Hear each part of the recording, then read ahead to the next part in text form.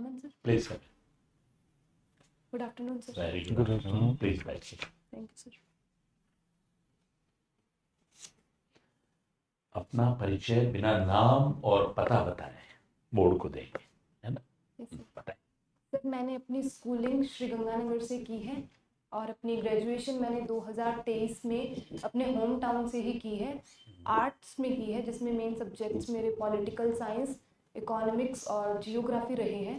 Sir मैं 2024 से civil सेवाओं की तैयारी कर रही हूँ और सर मैं अपनी हॉबी के रूप में ओरिगामी प्रैक्टिस करना पसंद करती हूँ. Good. 2023 में आपने ग्रेजुएशन किया. Yes sir. अच्छा, तो आपको नहीं लगता कि मैं जो देख रहा हूँ जब इंटरव्यूज वगैरह में भी जाता हूँ, महिलाएं जो हैं आमतौर पे 10 से 5 की नौकरी या 9 से 5 की नौकरी करना पसंद करती हैं, क्योंकि कुछ भी कहो, अभी हमारी जो संस्कृति है वो महिला जो है उसको घर संभालना है, बच्चे पालना है और सब करना है, तो उसे एक टाइम फ्रेम चाहिए होता है इन सब के लिए, और ये बड़ी सेफ, सुरक्षित और बड़ी अच्छी नौकरी है. तो आपने टीचिंग प्रेफर नहीं किया, आपने एडमिनिस्ट्रेटिव में जहाँ 24/7 नौकरी करना है, आपको on the tips and toes, हमेशा आपको खड़े रहना, तैयार रहना है किसी भी परिस्थिति स्थिति के लिए. तो ये क्यों चुनाव किया आपने? सर मैं 12th क्लास से थोड़ा सिविल सर्विसेज के टूवर्ड्स इंक्लाइन थी, तो मैंने वहाँ से ये चुना. बाकी टीचिंग में सर मुझे ऐसे लगता है कि वो मेरा कोर एरिया नहीं है. एंड सर जहाँ पे 24/2 या वर्क लाइफ बैलेंस की बात है, तो अभी ये काफ़ी प्रोग्रेस हम देख भी रहे हैं कि जहाँ पे जो main members of the family हैं वो काफ़ी लीड रोल से इसको टेकअप कर रहे हैं. तो सर मुझे इसमें अभी ऐसा कुछ वो इशू नहीं दिख रहा, और सर ऊपर से मुझे फैमिली सपोर्ट भी है मेरा, तो वो सर इसे इस चीज़ नज़रिए से नहीं देखते, तो इसीलिए सर वहाँ से मुझे काफ़ी वो है कि एडमिनिस्ट्रेशन परस्यू करूँ. गुड. तो आपने वहाँ से किससे प्रेरणा मिली आपको, ये कि आपको इधर जाना चाहिए? सर कोई चीज़ प्रेरित करती है आपको? सर हमारे एक सीनियर थे, 12th के एनुअल फंक्शन में जब हमने उनको देखा कि उनको ऐसे अवार्ड्स दिए जा रहे हैं, स्कूल काफ़ी उनकी वजह से उनको काफ़ी मतलब अपना रिस्पेक्ट दिखा रहा है, तो वो सोसाइटल रिकॉग्निशन एक फैक्टर सबसे पहले था जो मुझे नोटिस में आया. बट सर ओवर टाइम अलग अलग फैक्टर्स भी थे जिसने मतलब मेरा ध्यान और इस तरफ किया. टीना डाबी वगैरह ये किस तरह के रहे हैं? किस नहीं, ये आपके आइडियल नहीं रहे? चलो कोई बात नहीं. आप मुझे बताएंगे कि पॉलिटिकल साइंस में ऐसा कौन सा एक इमीडिएट रीज़न था जिसकी वजह से 1789 की क्रांति हुई थी फ्रांस की? सर इमीडिएट रीज़न वो था कि स्टेट जनरल्स में मतलब पॉलिटिकल और हिस्ट्री दोनों को मिक्स करके पूछ रहा हूँ. पॉलिटिक्स भी कहा है मैंने, पॉलिटिकल रीज़न था. सर पॉलिटिकल रीज़न था कि उनको अनड्यू मतलब इक्वल रिप्रेजेंटेशन नहीं था स्टेट्स जनरल के अंदर. जो working class main tax payer class थी, उनको स्टेट जनरल्स के अंदर इक्वल रिप्रेजेंटेशन नहीं था बाकी दो क्लासेस के कंपैरिजन में. तो उनका मेन इशू ये था कि अगर आप टैक्सेस इंक्रीज करना चाहते हो इट्स ओके, पर वो है ना कि मतलब हमें इक्वल वॉइस तो दो कि हम, चूंकि हम सिर्फ टैक्स पेयर्स हैं थर्ड स्टेट वाले. जब वो जो 1789 की क्रांति हुई उसको महिलाओं ने लीड किया, ये मालूम है आपको? हंसिया उनके हाथ में थे, रोटी. Yes sir. दो चीजें लेकर के, इसके पीछे क्या क्या सिंबोलिज्म है ये? सर उस टाइम तक मतलब बेसिकली रेवोल्यूशन या जो मिलिट्री फील्ड है वो मेन डोमिनेटेड था, परंतु जो महिलाएं मेन रूप से आई थी उनका मेन वो था कि डोमेस्टिक चीज़ों के प्राइसेस काफ़ी बढ़ रहे थे. वहाँ पे ब्रेड के प्राइसेस बहुत ज़्यादा हो गए कि अगर मतलब काफ़ी ज़्यादा करेंसी भी वो यूज़ कर रहे हैं तो भी उन्हें अफोर्डेबली नहीं मिल रहा, सफिशिएंट नहीं मिल रहा है उनको. बास्टील जो है, बास्टील का पतन, बास्टील समझ रहे हैं? Yes sir. बास्टील का पतन भी एक ऐतिहासिक स्टेप हुआ. क्यों ऐसा क्यों मानते हैं? बास्टील का जैसी पतन हुआ तो विजय मान ली गई. सर ये एक मेन प्रिजन फोर्ट था और इसको जब इन्होंने पतन करवा दिया था इसका रिवॉल्यूशनरीज ने, तो उनका ये मानना था कि स्टेट की अथॉरिटी जो है, जो मतलब ये किंग की पावर जो डेमोन्स्ट्रेट करने वाला सिंबल है, हमने एक तरह से इसका पतन कर दिया है. तो वहाँ से उन्हें काफ़ी बूस्ट मिला था अपने उसके लिए। जब लुई 16वें को उस पे गिलोटिन पे चढ़ाया गया तब उन्होंने क्या स्टेटमेंट दिया था, नहीं याद है? चलिए, अच्छा, उसी के पैरेलल एक और सवाल करता हूँ, वो भी हिस्ट्री एंड पॉलिटिकल साइंस दोनों से जुड़ा हुआ है। कार्ल मार्क्स एंड ये जो थ्योरी है, इनकी थ्योरी जो है वो काफ़ी एग्रेसिव थी। तो उससे क्या हुआ कि 1917 तक इतना एटमॉस्फेयर बन गया कि लेनिन जैसे और स्टालिन जैसे लोग जो हैं वो अपनी वर्किंग में आ गए, है ना? Yes, sir. और जार जो थे 1917 तक, ये जो दो वर्गों में युद्ध हुआ था या दो वर्गों में बांटा हुआ था समाज, वो कौन थे रूस में?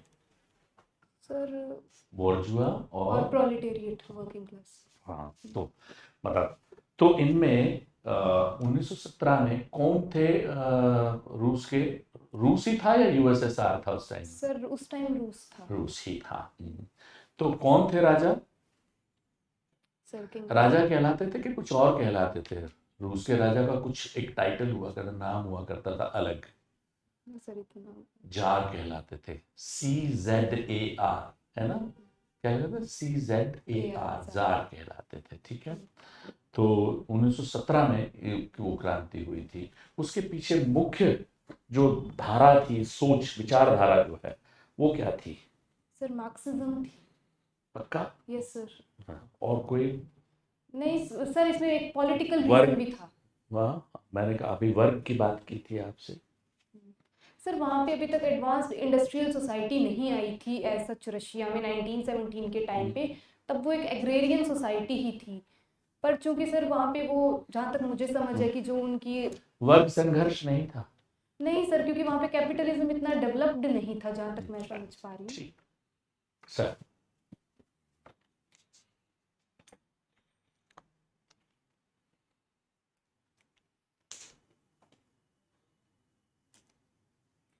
ये राजनीतिक विज्ञान में अपन प्रेशर ग्रुप पढ़ते हैं, दबाव समूह, ये किसके लिए प्रयुक्त होता है? सर ये सिविल सोसाइटी ऑर्गेनाइजेशंस की डेफिनेशन में हम देखते हैं इनको। और सर ये अपने इंटरेस्ट एडवांस करने के लिए, जो गवर्नमेंट है उनको प्रेशराइज करने के लिए इनका बेसिकली यूज होता है। राज्य और राष्ट्र में क्या अंतर है? Nation and state. Sir constitution हमें स्टेट की नेशन की स्टेट के अकॉर्डिंग डेफिनेशन देता है। स्टेट वर्ड मेंशन करता है जिसमें सभी ऑर्गन्स लेता है। लेजिस्लेचर जुडिशरी के अलावा लेजिस्लेटिव और एग्जीक्यूटिव ऑर्गन्स लेता है ये एट ऑल द लेवल्स। पर सर अगर वैसे फेडरल बैलेंस में देखें तो स्टेट एक स्मॉलर वो फेडरल यूनिट है और नेशन एट अ लार्ज है। और भी कोई अंतर है? थोड़ा सा गेस करो देखें। सर ये बुलिश मार्केट से क्या मतलब होता है? शेयर बाजार में एक शब्द यूज किया जाता है, बुलिश मार्केट। सर जब शेयर के प्राइसेस राइज पे हों और मतलब हमें ओवरऑल जो स्टॉक मार्केट है वो एक ग्रोथ का ट्रेंड दिखा रहा हो, तो उसको हम बुलिश मार्केट बोलते हैं। कि जैसे बुल अपने हॉर्न्स सींग के थ्रू आगे पुश करता है किसी भी चीज़ को, तो वैसे मार्केट जो है इन्वेस्टर्स या जो स्पेक्यूलेटर्स हैं वो उसे आगे पुश कर रहे होते हैं, क्योंकि उनको होप होती है कि इकोनॉमी फर्दर ग्रो करेगी। तो शेयर मार्केट में कोई बेईमानी नहीं हो, घोटाला नहीं हो, इसको रोकने के लिए कोई प्रावधान है क्या? सर एक नियामक है SEBI, securities and exchange boards of India. Sir हाल फिलहाल में इसमें एक मेजर ये था कि जैसे फाइनेंशियल इन्फ्लुएंसर्स हम बहुत देख रहे थे, जो सोशल मीडिया प्लेटफॉर्म्स पे जाके फाइनेंशियल एडवाइसेस दे रहे थे इन्वेस्टमेंट के लिए। तो सेबी ने हाल फिलहाल में उनको रेगुलेट करने के लिए नियम उठाए हैं, कि स्टेप्स लिए हैं। जैसे कि अगर आपके पास कोई वैलिड रजिस्टर्ड नहीं हो अगर आप मार्केट में, तो आप फाइनेंशियल एडवाइस नहीं दे सकते, क्योंकि लोगों का पैसा हार्ड अर्न मनी है। ठीक है। आर्थिक मंदी के राजनीतिक परिणाम क्या निकले थे? सर जो इंडिया पाकिस्तान वॉर 1965 पाकिस्तान के बाद, नहीं सर वो वॉर के कंटेक्स्ट को में। आर्थिक मंदी है ना? तो सर आप 2008 विश्व आर्थिक मंदी, अच्छा, सॉरी, Great विश्व Depression। आर्थिक, हाँ, विश्व में जो आर्थिक मंदी थी। सर उससे चूंकि लोगों की पर्सनल लेवल पे काफ़ी उन्हें वो सेटबैक्स देखने पड़े थे, खासकर फाइनेंसेस को लेके। तो ऐसी आइडियोलॉजीज का राइज हुआ था उस टाइम पे, जो लोगों को ये इमोशनल भरोसा दिला सकती थी कि अगर आप हमारी आइडियोलॉजी विचारधारा को फॉलो करते हो तो आपकी सभी प्रॉब्लम्स जो है उनका निवारण हो जाएगा। इस टाइम पे नाजिज्म और फासिज्म में इनका राइज देखने को हमें मिलता है। जो भी टोटलिटेरियन आइडियोलॉजीज थी उनका पॉलिटिकली राइज देखने को मिलता है, और सोशलिस्ट स्टेट का कंसेप्ट भी काफ़ी ज़्यादा पॉपुलराइज होता है पॉलिटिकल फील्ड में, क्योंकि कैपिटलिज्म के जो भी नेगेटिव पॉइंट्स थे वो हाईलाइट में आ रही थी इस टाइम पे। और समाजवाद की विचारधारा पे भी कोई फर्क पड़ा था क्या? Sorry sir. ठीक है। गांधी जी चंपारण आंदोलन से जुड़े हुए थे, कब हुआ था ये? सर 1917। ठीक है। अंग्रेजों ने एग्री कर लिया था कि चलो ठीक है, आप नील की खेती मत करिए। ऐसा क्यों एग्री कर गए थे वो इतना आसानी से? कोई ज़्यादा प्रोटेस्ट नहीं किया, उन्होंने मान गए वो? सर उस टाइम पे जर्मनी एक इकोनॉमिक पावर हाउस के तौर पे उभर रहा था, और उन्होंने सिंथेटिक डाइज हैं वो इन्वेंट कर ली थी, जो काफ़ी ज़्यादा चीपर थी। जो भी हम इंडिगो दे रहे थे उससे, इंडिगो से जो बन रही थी डाई उससे काफ़ी ज़्यादा चीपर थी, तो वो मार्केट फैक्टर्स प्ले में आ गए थे, इसीलिए वो मान गए थे। उनको विकल्प मिल गया था। हाँ जी सर, वो चीपर। इसी व्यवस्था को इंडोनेशिया में क्या कहा जाता था?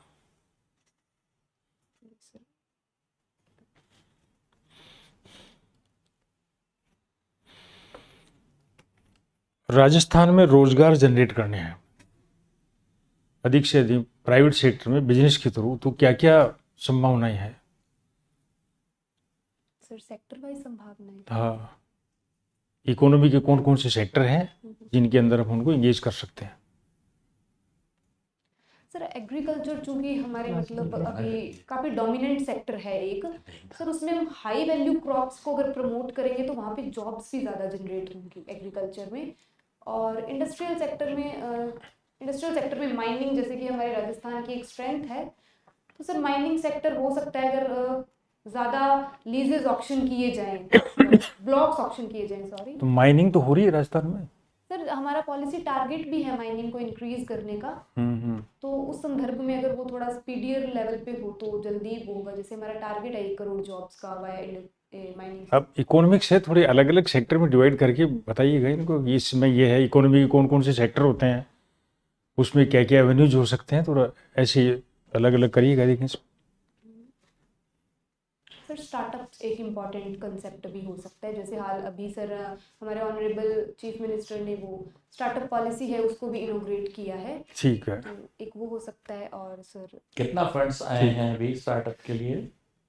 सर वो एग्जैक्टली फंड मैंने नहीं देखा। फंड्स दिए सरकार ने दिए sir sir. Thank you. Startups की बात हो रही है, यूनिकॉर्न क्या होता है? सर ऐसी कंपनी, ऐसा स्टार्टअप जिसका वैल्यूएशन $1 बिलियन से $1 ट्रिलियन से ऊपर। बिलियन या ट्रिलियन? कंफ्यूज हो गए। बिलियन, ट्रिलियन तो बहुत ज़्यादा हो गया। हाँ, ट्रिलियन तो अपना जीडीपी जा रहा है। $1 बिलियन। ठीक है, नेट वर्थ बोल रहे हो या वैल्यूएशन बोल रहे हो? Sir valuation. क्या डिफरेंस होता है नेट वर्थ और वैल्यूएशन में? सर वैल्यूएशन आई फील, मैं श्योर नहीं हूँ पर बताओ। सर नेटवर्थ तो जितना उस स्टार्टअप की अभी अर्निंग कैपेसिटी और रेवेन्यू अर्न कर रहा है, और या उसकी, हाँ वो हो सकता है। और वैल्यूएशन ये हो सकता है कि उसकी जो इन्वेस्टर्स हैं वो उसकी वैल्यू को कैसे देख रहे हैं, कि वो फ्यूचर में कैसा परफॉर्म कर सकता है, क्या पोटेंशियल है उसका। ठीक है, थोड़ा सा उल्टा बताया आपने। नेटवर्थ होता है कि पोटेंशियल कितना है आगे तक का, और वैल्यूएशन होता है कि अब तक उसने कितना क्या रेवेन्यू वगैरह किया, उसके आधार पे होता है। वैल्यूएशन अलग अलग चीज़ों पर डिपेंड करता है। एक्स टाइम, जैसे एडटेक में यूजुअली 5 टाइम्स होता है जितना रेवेन्यू उसका। ठीक है, आगे चलते हैं अपन। अच्छा, राजस्थान में है कोई यूनिकॉर्न? राजस्थान पे कौन कौन से? सर कार देखो, डील शेयर, और सर जो रेजर पे के फाउंडर्स हैं वो भी राजस्थान से ही है। नहीं, राजस्थान से है, लेकिन रेजर पे का हेडक्वार्टर तो राजस्थान में नहीं है। पर सर कार देखो, डील शेयर। ऐसे तो फाउंडर तो बहुत सारे हैं अपने राजस्थान से। तो अनअकैडमी जो थे वो राजस्थान से ही तो थे। कौन कौन है अनअकैडमी के फाउंडर? सर अभी ऐसा याद नहीं है। कार्ड देखो के कौन है? कार नहीं सर, फाउंडर्स नहीं पता। अच्छा, चलो कोई बात नहीं। आगे आपने, जब सर ने पूछा था आपको आरएस बनने का रीजन, उसमें रेस्पेक्ट रिकॉग्निशन आपने वर्ड यूज किया था। फिर उसके बाद में आपने कहा था कि और भी बहुत सारे रीजन है। क्या रीजन है रेस्पेक्ट रिकॉग्निशन? पहले तो ये बताओ, रेस्पेक्ट चाहिए क्या? रिकॉग्निशन क्यों चाहिए आपको? सर ये जैसे कि पॉपुलरली पॉलिटिकल साइंस में कहते हैं कि human is a social animal. जैसे हम सोसाइटी में रहते हैं सर, हम उम्मीद करते हैं कि वो सोसाइटी अगर हमें थोड़ा रिस्पेक्ट करे तो पर्सनल लेवल पे भी वो बेटर फील होता है, एंड अगर सर चूंकि फैमिली लेवल पे भी वो बेटर फील होता है, इसीलिए आई फील। मैस्लो हायरार्की में कौन से नंबर पे आता है रिस्पेक्ट? मैस्लोस हायरार्की, सर एक मिनट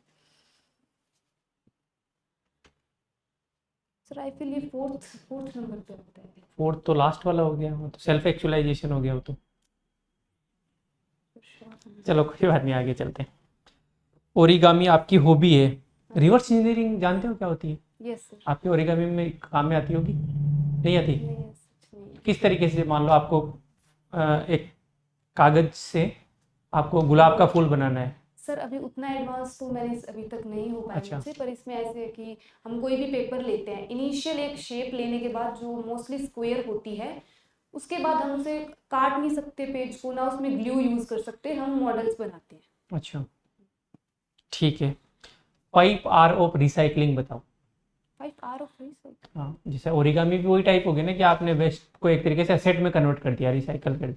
तो मतलब 5R ऑफ मतलब वेस्ट टू वेल्थ बता दो। Recycling is one of the R. Sorry sir, reuse, reduce, recycling, repurpose and शायद लास्ट सर रिमूव है। रिफ्यूज, कि आप मना ही कर दो कि मुझे यूज ही नहीं करना है, मिनिमलिस्टिक लाइफ जिसे बोलते हैं। ठीक है। गोल्डन रेशियो नाम सुना है आपने? गोल्डन रेशियो नहीं सुना, चलो कोई बात नहीं। इकोनॉमिक्स पे आते हैं थोड़ा बहुत। फिस्कल डिफिसिट क्या होता है?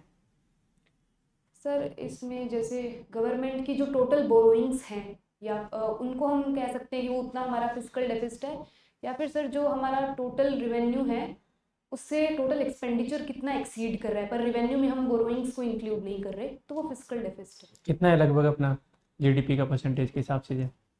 सर करंटली अगर इंडियन जीडीपी उसमें बात करें, इंडियन कंटेक्स्ट में, तो शायद तक अराउंड 5% है। 5% ऑफ जीडीपी है। और डेट टू जीडीपी रेशियो कितना है अपना लगभग? सर वो डेब्ट टू जीडीपी रेशो, सर मुझे एग्जैक्ट अब का तो नहीं पता, पर कोविड के टाइम पे ये 90% पहुंच चुका था, और हमारा टारगेट है कि हम इसको 60% रखेंगे। ठीक है। टारगेट ये किसने दिया था डेट टू जीडीपी रेशियो 60% का? सर FRBM एक्ट के अंडर दिया गया है ये। ठीक है। अच्छा, अपनी जो डेट है उसमें फॉरेन डेट का परसेंटेज ज़्यादा है या डोमेस्टिक का ज़्यादा है? सर डोमेस्टिक का ज़्यादा है। कहाँ से लेता है फिर ये जो गवर्नमेंट डोमेस्टिक जो बोरिंग करती है, कहाँ से करती है? सर ये मार्केट से सिक्योरिटीज दे करके उसके बदले में लेती हैं, डेब्ट उठाती हैं। तो सिक्योरिटी किसको देती है? सर RBI गवर्नमेंट के बिहाफ पे इसको कंडक्ट करवाता है, जो ये गवर्नमेंट के डेब्ट वाले ऑपरेशंस होते हैं इनको। ठीक है। सिक्योरिटीज लेता कौन है फिर? सर RBI से? जनरली बैंक और फाइनेंशियल इंस्टीट्यूशंस, जो कि उनके SLR की रिक्वायरमेंट होती है, तो वो इसमें इन्वेस्ट करते हैं। पर सर अभी रिटेल इन्वेस्टर्स को भी इसमें अलाउ कर रखा है। अच्छा ठीक है।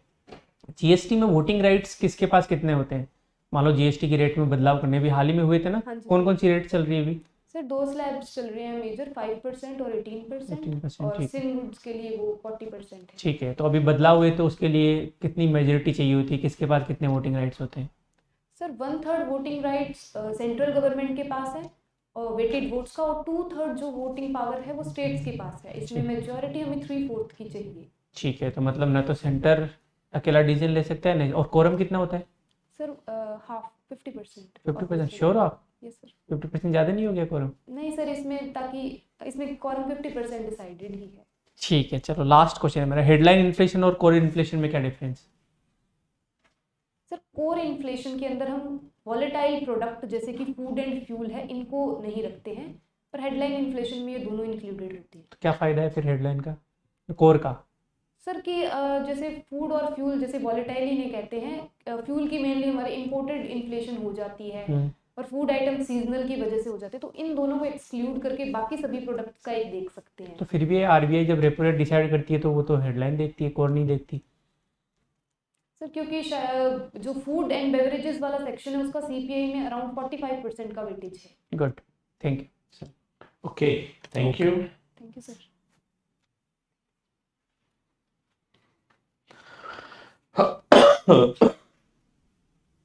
अच्छी है काफ़ी।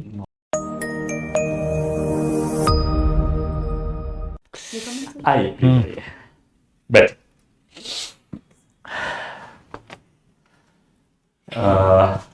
आपका इंटरव्यू जो है, आपका कॉन्फिडेंस, आपकी नॉलेज डिलीवरी। और आपका डिलीवरी बोलने का तरीका जो है ना, मतलब कम्युनिकेशन स्किल्स, वो तीनों चीज़ें बिल्कुल लाइनअप है, बड़ी अच्छी हैं। आई अप्रिशिएट कि एक भी पॉइंट मिसिंग नहीं है।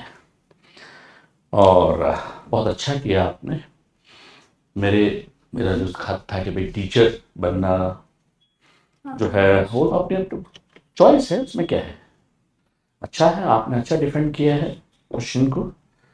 आप जब किसी चीज़ को बोलती हैं तो दूसरे को लगता है कि शायद मैं ही गलत हूँ। जब आपने कहा कि वर्ग संघर्ष नहीं था उसका कारण, तो मैं सोचा शायद मैं ही गलत हूँगा, लेकिन मैं ठीक था।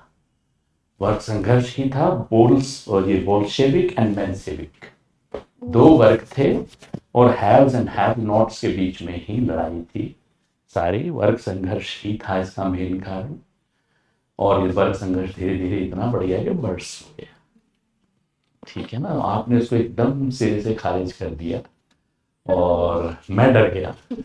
सही बात तो ये, मैंने कहा ऐसा कैसे हो गया।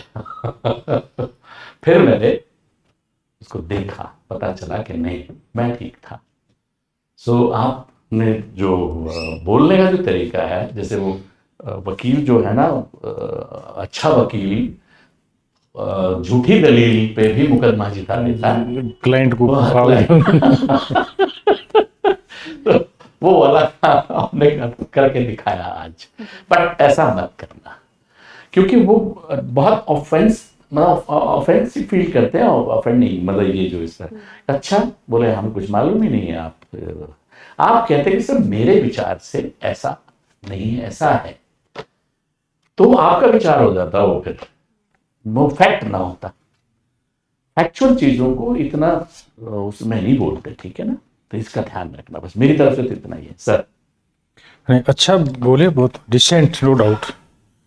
एक तो थोड़ा सा फेशियल एक्सप्रेशन भी प्लीजेंट करो, हल्का सा।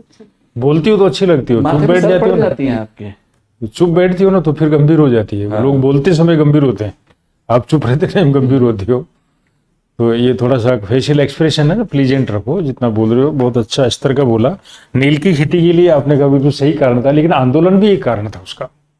तो कौन सा आंदोलन? नील की खेती का जो चंपारण आंदोलन था ना, आपने कहा भाई उसमें विकल्प मिल गया था, तो विकल्प मिल गया था तो अंग्रेजी बंद कर देते, क्यों करवाते? फिर आंदोलन की जरूरत ही क्या थी? तो ये भी तो एक कारण था। किसानों का अनरेस्ट तो था ही, लेकिन इस अनरेस्ट के साथ साथ उनको एक प्लस पॉइंट ये मिल गया कि वो उनको विकल्प मिल गया, इसलिए ज्यादा स्ट्रेस नहीं। वो कोई मानने वाले थे क्या? तो ये अच्छा था। दूसरा जो जवाब था वो इसके साथ ये कनेक्ट करते हैं। नेक्स्ट जो आपने बताया था कि राजनीति क्या परिणाम हुए थे विश्व की आर्थिक मंदी के, तो जो बाजारवाद था वो कमजोर हुआ और विश्व के मजदूर संगठन उभर करके आए थे। और हिस्ट्री आपकी रही है, सेकेंड वर्ल्ड वॉर के बाद में आपने देखा हो तो इंग्लैंड के हारने के बाद, अमेरिका के जीतने के बाद भी यहाँ के जो मजदूर थे वो रूस के मजदूरों के साथ और जर्मनी के मजदूरों के साथ थे। ये उनको मजदूर संगठन जो था ना कि नहीं हमारी मजदूरों की विजय हुई है, हथौड़ा है उनका निशान आज भी, मजदूर संघ का। तो जो जर्मनी के पूंजीवादी थे उनके खिलाफ खुशियां मनाई थी। तो देश की जो पूंजीवादी व्यवस्थाएं थी वहां के देशों के मजदूरों ने भी इस मजदूर संगठन को अपनी विजय माना था सेकेंड वर्ल्ड वॉर में। तो ये भी एक पॉलिटिकल, तो कई सालों 50, 60, 70 तक फिर ये जो मजदूरों का प्रभाव था, हड़ताल थी, कई लंबे टाइम तक चली। अब तो शक्ल ही चेंज हो गई दुनिया के अंदर अभी ये। तो ये मेजर था, प्रभाव था। बाकी बहुत अच्छा कंसेप्ट आपका, नो डाउट। करंट्स वगैरह थोड़ी देखते रहना, बाकी है जिसको बनाए रखना बहुत है सर। डेट आ गई क्या आपकी? नहीं सर। नहीं आई, चलो बढ़िया है। अभी तो तैयारी करते रहो। प्राइम लिस्ट पढ़ रहे हो डेली? Yes sir. ठीक है। एक तो इंट्रो जब आपने दिया था ना, तो जैसे मेंस में फुल स्टॉप लगाते ना, वैसे लगा रहे थे। एक बार इंट्रो दोबारा देना, एक बार फटाफट से। सर मैंने अपनी 10th श्रीगंगानगर डिस्ट्रिक्ट से की है। और हाँ, जैसे की है, फिर जैसे वो मेंस में अपन फुल स्टॉप लगाते ना, थोड़ा फ्लो रहना चाहिए इंट्रो में। इंट्रो में थोड़ी दिक्कत लगी थी मुझे, बाकी ठीक है। फिंगर ट्विचिंग कर रहे थे पूरे टाइम। बाकी मेंबर्स को इग्नोर करते हो जब आप एक को आंसर करते हो, तो वो थोड़ा देखते रहना उनकी तरफ, ठीक है। सर वो ऐसे फिर मैकेनिकल नहीं लगता कि हम नहीं इतना जानबूझ नहीं के करना, देख रहे हैं? नहीं इतना नहीं करना, बट थोड़ा ध्यान दे लो, क्योंकि फिर वो अब मान लो मैं आपकी तरफ देखे जा रहा हूँ इग्नोर्ड फील करते हैं ना बाकी मेंबर्स। इग्नोर और मैकेनिकल दोनों के बीच में बैठा हो भाई। हाँ ठीक है। और जाते टाइम भी ग्रीट करना है सारे मेंबर्स के, है ना, वो नहीं किया था आपने।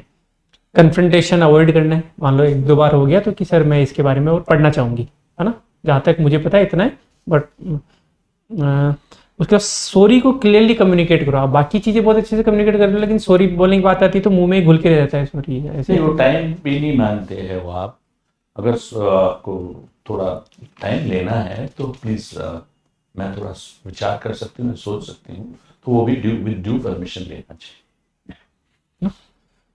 तो परमिशन का मैंने लिख दिया इसमें।